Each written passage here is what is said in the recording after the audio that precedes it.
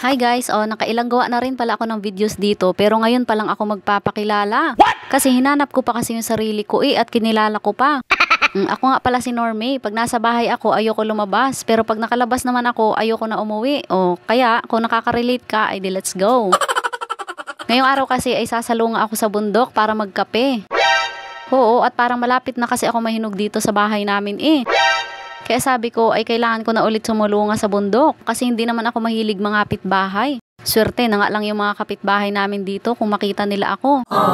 Kasi pag lumalabas ako, gusto ko sa malayuan agad.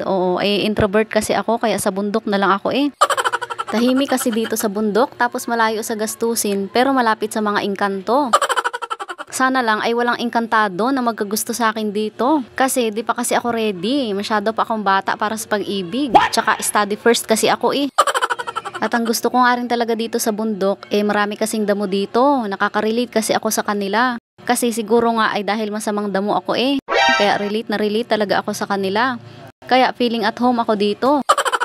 At dito nga pagkatapos ko magkape ay nanguha naman kami dito ng abukado. Kasi inuunahan na kami ng mga engkanto dito Yung isang puno nga dito ay makalimang bunga na lang ata ang natira. Abay, nahiya pang ubusin Gusto ko magdabog.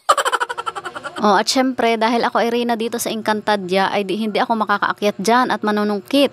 Kaya si Kuya Ras na ang bahala dyan. Hindi kasi gumagana yung kapangyarihan kong makalipad at naiwan ko yung langis ko. Kaya pinaakyat ko na yan dyan si kuya ko at sabi ko isungkitin niya na lang muna. Kaya naman ay di ako'y tamang abang lang dito sa baba. I feel so weak. Hindi ako ito. Parang hindi ko ito matanggap. Akyat din kaya ako. Hindi ako pwedeng magpatalo sa mortal. At dito nga habang ako'y nag-aabang ay may nakita akong kakaibang prutas. Kaya napaisip ako kung ano kaya ito. At syempre dahil hindi naman tayo si Sir Ethan Hernandez na nakakaalam kung edible ba yung mga damo-damo sa paligid ay hindi ko yan kinain. Dahil baka mamaya ay matumba na lang ako Tapos i-reels ako ng mga engkanto. At sa paglakad-lakad ko pa nga dito sa Encantadia ay may nakita akong isang puno na maraming bunga. Kaya napaisip na naman ako kung ito na ba ang puno ng pagkakilala ng mabuti at masama o kung ito ba ay puno na ng buhay. At syempre dahil tayo lahi ni Eva ay tinikman ko yan at ang lasa ay namang asim. Sayang nga at wala akong adan ay apatikimin ko rin sana ng damay-damay na ito. Sumakabilang Eva na kasi si Adan, baka nauna na siyang pakainin doon ng bunga ng pagkakilala ng mabuti at masama. Sabuyan ko kaya ng asin at dito nga ay may puno na naman, baka ito na nga ang tamang puno ng pagkakilala ng mabuti at masama. Kaya tiniba ko na ito, baka kasi maunahan na naman tayo ng mga engkanto dito. Tapos pagkatapos ko nga dyan magtiba ay dito naman ako naghanap ng lamang lupa. Root crops baga, balinghoy. Ay daw mapupunggal naman ang braso ko sa pagbunot, kaya dinukal ko na lang Grabe ang pinagdaanan ko para lang makuha yan. Pinagpawisan talaga ako ng maraming singot. At pagkatapos ko nga dyan magpakapagod ay ito na ang lamang lupa na nahukay natin. At syempre dahil maputik ang ating itak ay hinugasan ko muna yan dyan ang mineral water sa puno ng saging. At dahil ako'y nakapoy na talaga ay nagutom naman ako. Kaya nagbalat naman ako dito ng mangga na pinasungkit ko din sa aking kuya kanina. At nang tikman ko nga ay abaw kasing asim ng katotohanan na kahit anong gawin mo ay hindi kanya na talaga mahal. At dahil tapos na nga kami sa aming misyon dito sa Encantadia ay kailangan na naming bumaba sa mundo ng mga tao.